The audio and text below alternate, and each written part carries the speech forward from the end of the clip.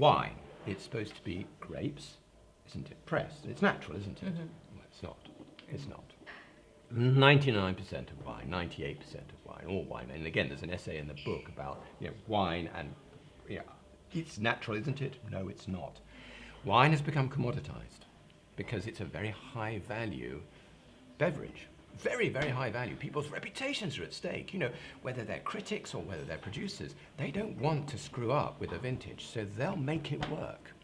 So what they've done is that they've met the requirements of the retail environment, in other words, the consumer's environment, to make cheap, strong, flavoursome wine. And consistent. Doesn't matter what the weather's like, because of course naturally it's not consistent at So all. they're going to control the fermentation. So what you'll find is that wines have got stronger, particularly red wines. I mean, that was quite 14 or 15%. It's not uncommon now. So you get big hitting wines that are sweeter and more rounded in flavour to make you think that you're becoming more sophisticated discovering all these wines. Well, you're not. You're being we're duped. like open books here. I'm not in favour of poncing about with wine, but what I am in favour of is exploring wines that are actually nourishing, and those are natural wines.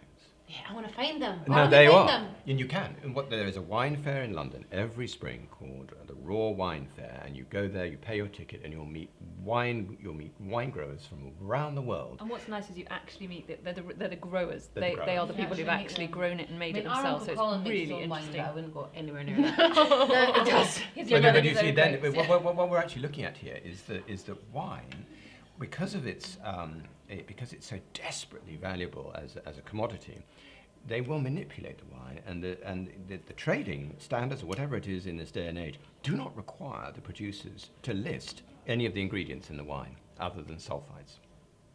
So there can be anything up to 70 additives to make the wine taste how it does. And I wonder if you feel rubbish in the morning. I know, Correct. but before you panic, you do have to list ingredients on a label. But the loophole, such as it is that you don't have to list processing aids.